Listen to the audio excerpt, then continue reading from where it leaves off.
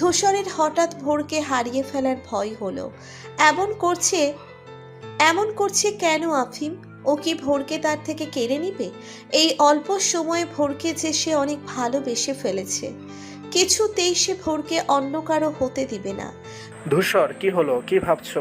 হঠাৎ বাবার কণ্ঠে ধূসর নিচের হুঁশে এলো। জি আব্বু, আমি আসছি।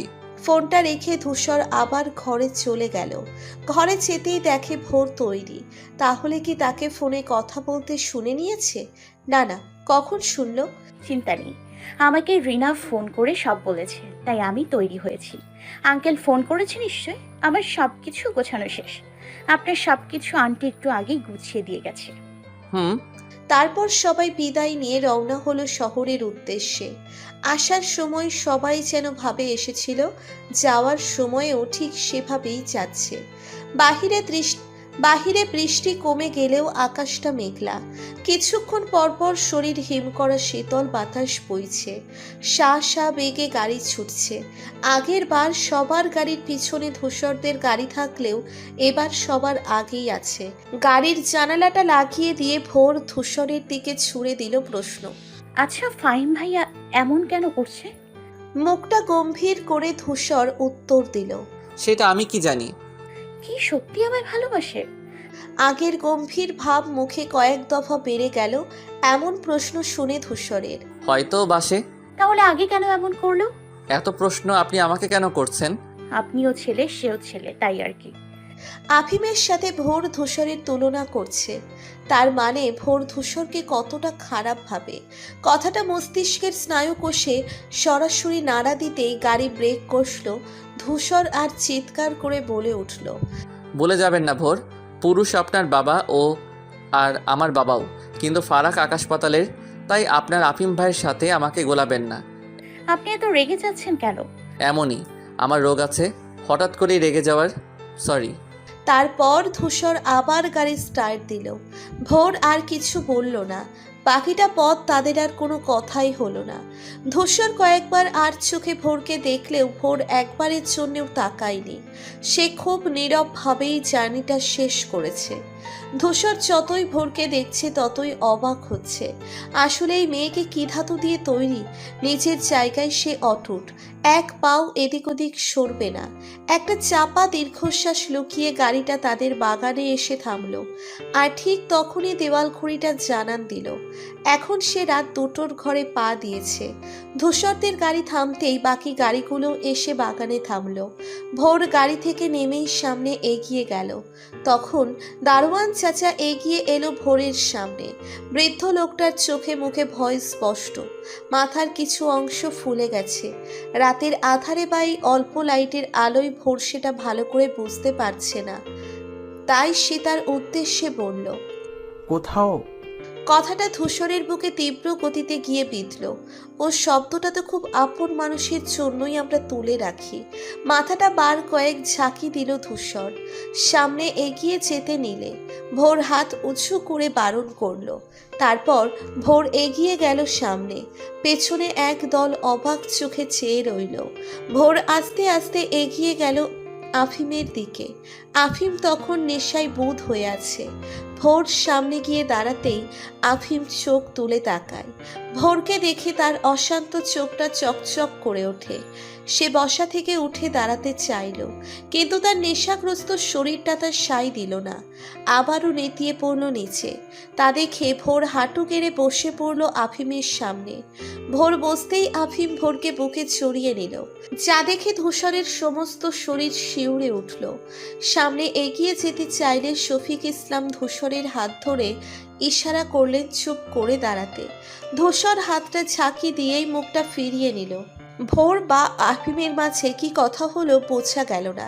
কিছুক্ষণ পর ভোর ফিরে এসে আন্তা বেগমকে বললেন, আন্টি, বাড়িতে কোন খালি রুম আছে? আছে। বাকি রাতটা ওকে ওই ঘরেই থাকতে দিন, অনুরোধ করছি।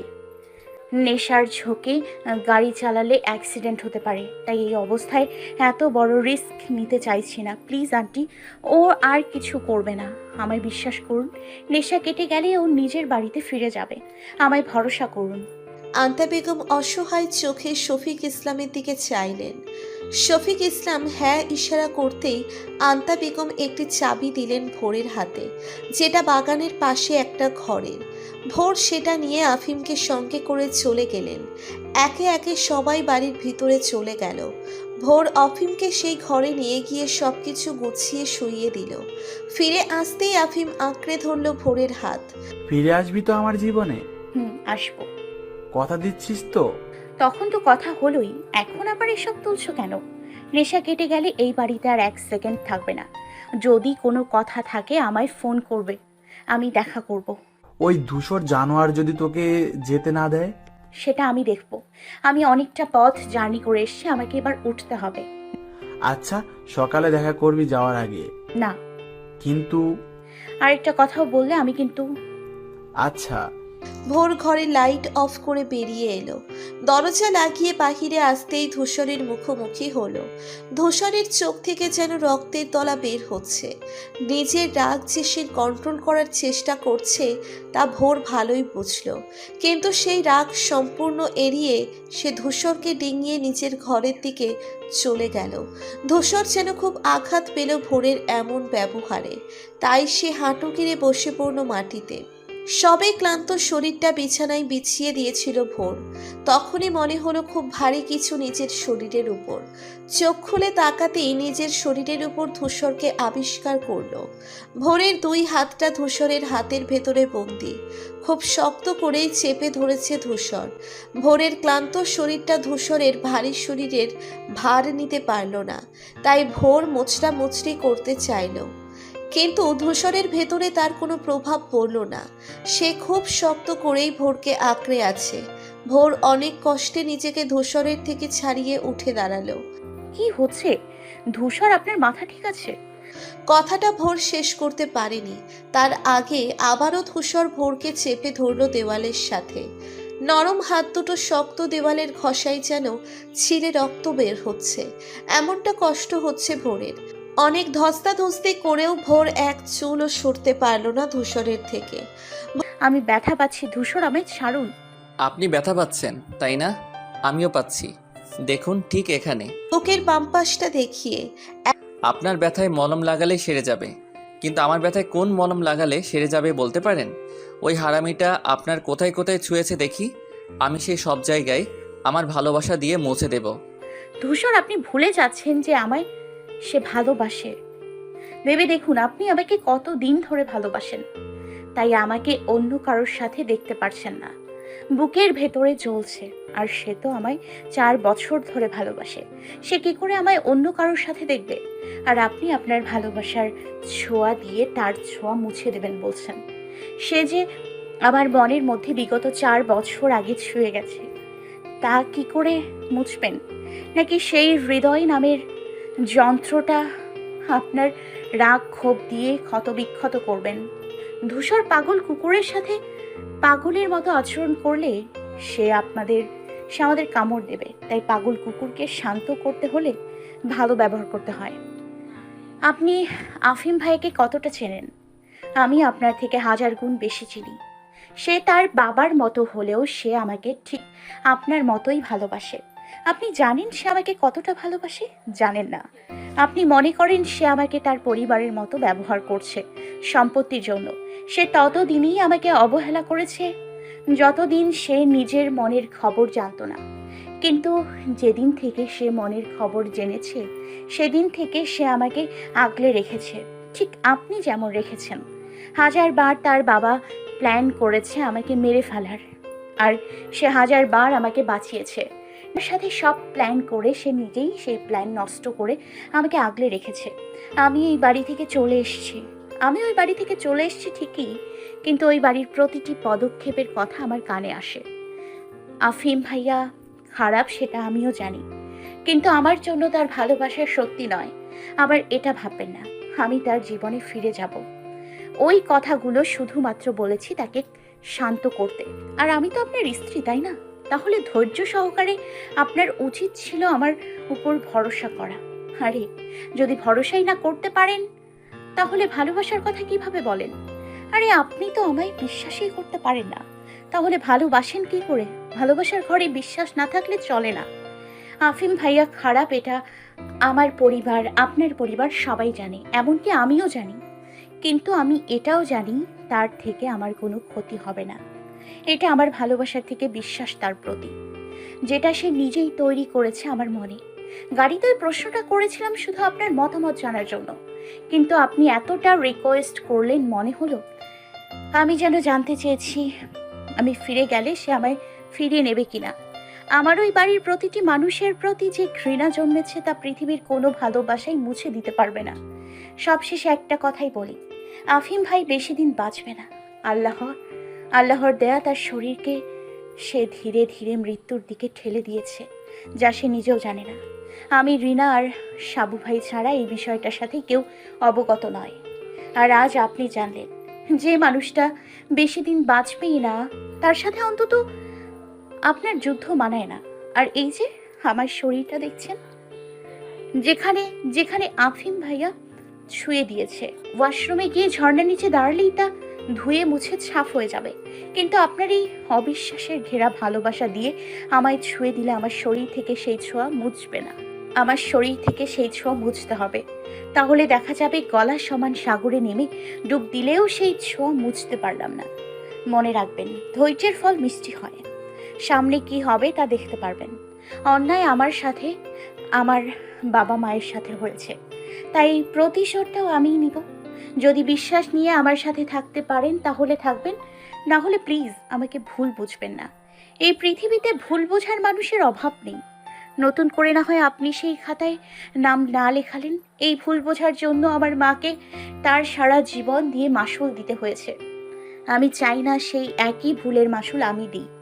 তাই ঠিকটা যদি নাই বোঝেন, ভুল বোঝার কোনো দরকার নেই। মনে রাখবেন, প্রতিটা মানুষের কর্মের ফল তাকে পৃথিবীর থেকেই দিয়ে যেতে হয়। তেমনি শফিউল, মোর্শেদ এবং কুহেলি বেগমকেও দিতে হবে তাদের কর্মের ফল। বাকিগুলো তো চুনোপুটি। এদের পাওয়া শাস্তি দেখলেই তাদের অনুশোচনা হবে। আর ভুলে যাবেন না, অনুশোচনার মতো বড় শাস্তি পৃথিবীতে একটাও নেই। আর আমি যেদিন বুঝবো আমি আপনার জীবনে একটা বোঝা, সেদিন আমি নিজেই আপনার জীবন থেকে সরে যাব। তার আগে আপনি চাইলেও আমি সরে দাঁড়াবো না। কারণ যতদিন আমি অবিবাহিত ছিলাম ততদিন একটা দিক ছিল। আজ আমি বিবাহিত। আজ আমার সাথে আপনার জীবনটা জড়িয়ে গেছে। আমি আপনাকে ভালোবাসি বা না বাসি, ছেড়ে যাবার কথা কোনো দিনও উঠবে না। তাই প্লিজ এই ভয়টা আপনার মন থেকে দূরে রাখুন। একদমে কথাগুলো বলে শেষ করলো ভোর। নিজেকে ধূসরের থেকে ছাড়িয়ে ওয়াশরুমে চলে গেল। আর ধূসর ভোরের প্রতিটা কথা বোঝার চেষ্টা করলো। প্রতিটা কথার মানে বুঝতে পেরে নিজেকে খুব খারাপ ভাবতে ইচ্ছে করছে। সত্যিই তো, ভোর যখন গাড়িতে বসে জানতে চাইলো আফিম কেন এমন করছে, সে কি তাকে সত্যি ভালোবাসে। আর ভোর যখন বলল আপনিও পুরুষ, আফিমও পুরুষ, তাই আপনার কাছে জানতে চাইছি, আসলে ভোর এটাই বোঝাতে চেয়েছে একজন পুরুষ কখন একটা মেয়ের জন্য এমন পাগলামি করতে পারে। আর ধূসর কিনা ভোরের কথাটা উল্টো মিন করে কতগুলো কথা শুনিয়ে দিল। আফিমকে ভোর তো তখন একবারও কথা দেয়নি। হ্যাঁ, আমি তোমার জীবনে ফিরে যাব, সে নিজের বুদ্ধি দিয়ে কি সুন্দর করে ম্যানেজ করলো। আর ধূসর কিনা, ইস, নিজের করা ভুলের জন্য ধূসরের খুব আফসোস হতে রইল। তার উচিত ছিল একটু ধৈর্য ধরা, তা না করে সে কেমন রিয়্যাক্ট করে বসলো। ভোরের ব্যাপারটা হয়তো তার বাবা বুঝতে পেরেছিলেন, তাই তো তখন ভোরের সব কিছুতে সে সায় দিয়েছে। রাগে ক্ষোভে এসে দেওয়ালে বাড়ি দিতে গেলেই ভোর বলল, নিজের ভুলের জন্য আফসোস করা ভালো, কিন্তু নিজের শরীরে আঘাত করা ভালো না। যারা শরীরে আঘাত করে তারা কাগজে কলমে শিক্ষিত হলে কি হবে? আসলে তারা সত্যিকারের মূর্খ। তাই ফ্রেশ হয়ে ফজরের নামাজের প্রস্তুতি দিন। এক্ষুনি আজান দেবে, অশান্ত মনটা শান্ত হয়ে যাবে জায়নামাজে দাঁড়ালেই। ভোরের আলোয় আলোকিত চারিদিক। পাখিরা বাসা ছেড়ে ছুটছে খাবারের খোঁজে। দিনমজুরের দলগুলো তাদের সাইকেলের বেল বাজিয়ে চলছে আপন গতিতে। বাগানে ফুটেছে হরেক রকমের ফুল, সেখান থেকেই ভেসে আসছে সুগন্ধ। এক কাপ ধোয়া ওঠা কফি টি টেবিলে রাখলো ধূসর। সবে ওয়াশরুম থেকে বেরিয়ে এসেছে আফিম। ধূসরকে দেখে কোনো হেলদোল নেই আফিমের। নিজেকে একবার আয়নায় দেখে বিছানার কোণে রাখা শার্টটা তুলে নিল, গায়ে দিতে দিতে ধূসরকে বলল, কিছু বলবেন ধূসর সাহেব? হুম, বলুন। প্লিজ আপনি এখানে আর আসবেন না। আমাকে কিন্তু ভোর অনুমতি দিয়েছে তাকে ফোন দেওয়ার। জানি। তাহলে আমি না এলেও ভোর কিন্তু আমার কাছে আসবে। দেখুন, আমি চাই না সে আপনাদের কারো সাথে কোনো রকম যোগাযোগ রাখুক। দুদিনে ভালোবাসা এত কষ্ট হচ্ছে? তাহলে ভাবুন আমার কেমন লাগছে। আপনি আর আমি দুজন দুজনের শত্রু, ভালোবাসার শত্রু। এটা জানেন তো, ভালোবাসার শত্রু বড় ভয়ঙ্কর। কফি খাবেন? খাওয়াই যায়। তারপর দুজনে কফি খাওয়ায় মন দিল। ভোরকে আমি খুব কম জানতাম। এক বাড়িতে থাকা সত্ত্বেও ওর সাথে দিনে একটা কথা হতো না, কিন্তু যখন ও কাঁদতো আমার বুকে ব্যথা হতো। কেন হতো আমি জানি না। ছোট্ট মেয়েটা যখন জন্ম নেয় তখন থেকেই দেখতাম কেউ ওকে পছন্দ করতো না। বাবা ওকে কখনো পছন্দ করতো না। ওকে খুব কম হাসতে দেখেছি, কিন্তু যখন হেসেছে দিত আমার কাছে মনে হতো পৃথিবীর সব সৌন্দর্য ওরও দুই ঠোঁটেই মিশে আছে। কাকিমা যেদিন ওকে কলেজে পৌঁছে দেওয়ার কথা বলল তখন আমি ওকে খুব কাছ থেকে অনুভব করেছি, ভেতর থেকে ওর সাথে মিশে গেছি। আমার ভেতরের মনটা যখন দিল আমি ওকে ভালোবাসি, তখন কেন জানি ইচ্ছে করেনি ওই ভালোবাসা লুকিয়ে রাখি, তাই বলে দিয়েছিলাম।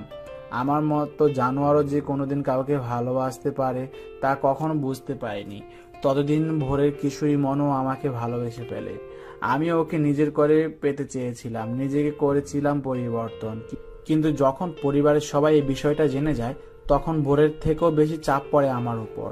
এক সময় ভাবলাম ওকে নিয়ে পালিয়ে যাব, কিন্তু বাবা ধরে ফেললেন। তিনি ওকে বিয়ে করতে বললেন যাতে আমি ওর নামে লেখা সম্পত্তি নিজের করে নিতে পারি।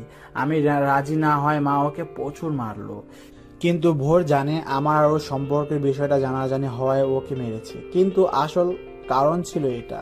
আমি কেন ওকে বিয়ে করব না? বাবা যদি শুধুমাত্র সম্পত্তির জন্য ওকে বিয়ে করার কথা বলতো তাহলে আমি ঠিক ওকে বিয়ে করে নিতাম।